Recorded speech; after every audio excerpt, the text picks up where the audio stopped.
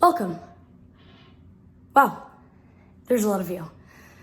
Well, I'm so excited that you've decided to take matters into your own hands and prepare. I think that this is the best decision you've ever made. Well, that's a given, right? Or else we all wouldn't be here. Like, what's it like saying? Saying going into chemo when you have cancer is the best decision you've ever made. Yeah. It's not really a decision, is it? It's about facing the facts. But man, you'd be surprised.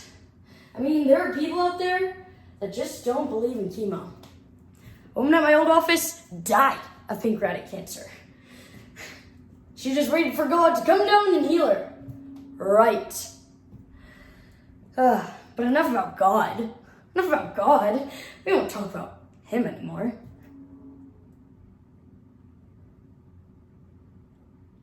On March 11th, 2020, COVID-19 was declared a pandemic by the World Health Organization. The following day, toilet paper sales rose by 734%, and the average number of firearms sold in the United States went from 90,000 to 176,000 per day.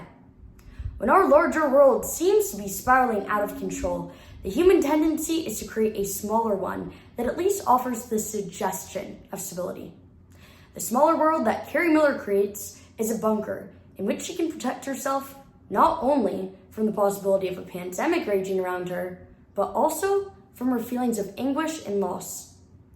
As we step inside of Carrie Miller's bunker, we examine a grieving experience that we are all familiar with.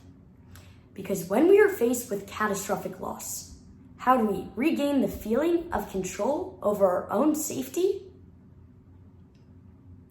We quarantine.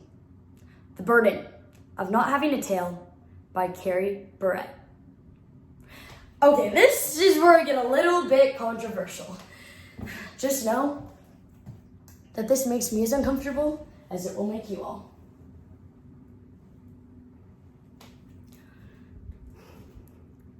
Your hiney nubs. We were once animals, okay? We once had tails. And if you feel down there, right above your hiney, near your hiney crack, go on, feel for it. You can do it over the screen. Yeah? That's where your tail used to be. That's where your instinct is. And you need to listen to it. Look, you guys, no one knows how long this thing is going to last. And you'll have to leave all of your usual comforts behind. You'll be all alone, and it will be solely up to you all to survive. Will you survive? Are you prepared? I mean, I'm all alone now, so I know I can do it. I'm strong. God has made me strong, but not in the way you think. No, I don't depend on him for anything. I've come to realize that he's jealous of us. That he can't come down here and live anymore. That was a failed experiment, and he knows it. So now he's got this, if I can't have it, you can't attitude. If he can't have a daughter, he'll take yours away from you. If you can't marry, he'll entice your husband with another woman. A woman that'll be a better mother than you. A woman that isn't grieving. He'll give your husband another baby like it's the easiest thing in the world. He can make things disappear, you guys, as quickly as he creates them. Just you wait for it. And if you're not prepared, it will devastate you. It will kill you. Almost. But I am too smart. I'm too strong. I am too prepared. And you guys, I know his ways.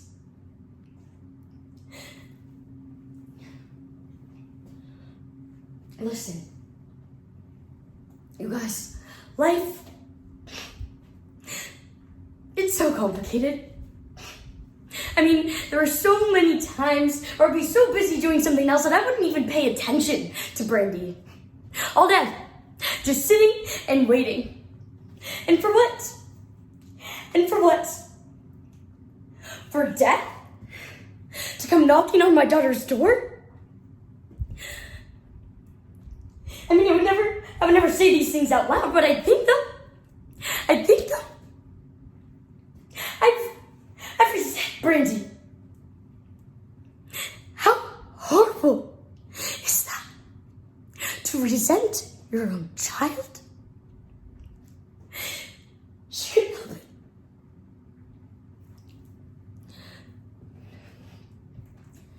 it. I can't beat myself up over that. No. It was God. He put those tumors in my child's head. He told those doctors some of his secrets, just enough. You guys, just enough to make them think that they were gods themselves. And they tortured her. They tortured her all because they wanted to see if their medicine would work. It was God. He killed my daughter. He told those doctors to. I didn't kill Brandy, and I resent you all for insinuating that I did.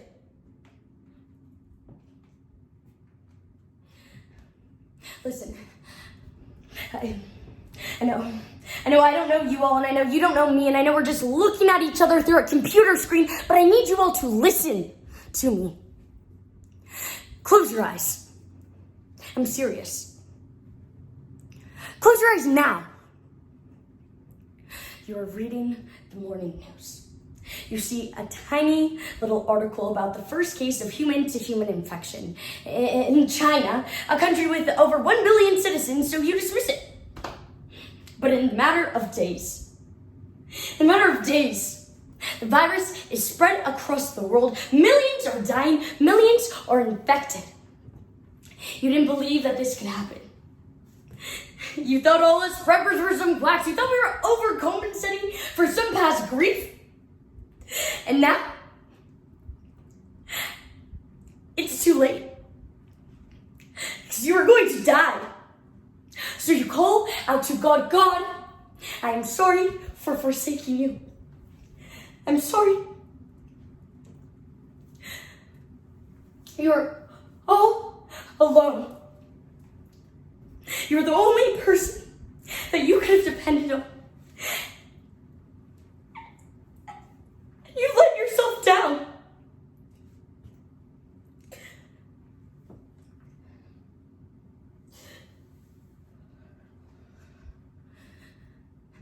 You guys can open your eyes now.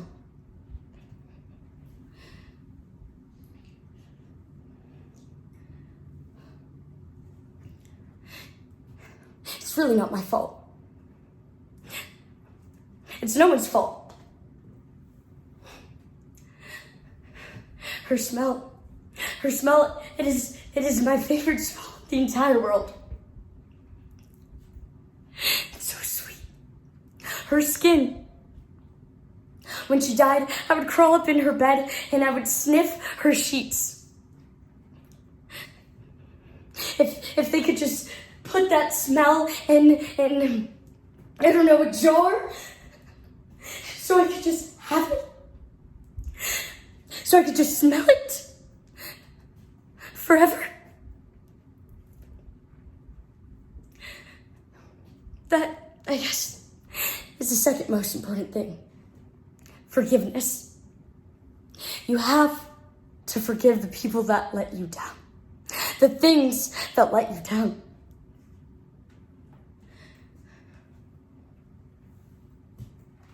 But this isn't about me. This is about you. This is about you all. This is about your pandemic prep. So if you don't mind, I'd like to get back to our preparation. Our tails, they used to wag away all of our worries and all of our anxieties, but then they fell off. And now it's up to us to determine what is right and what is wrong. It is the burden of not having a tail. And it all comes back to instinct.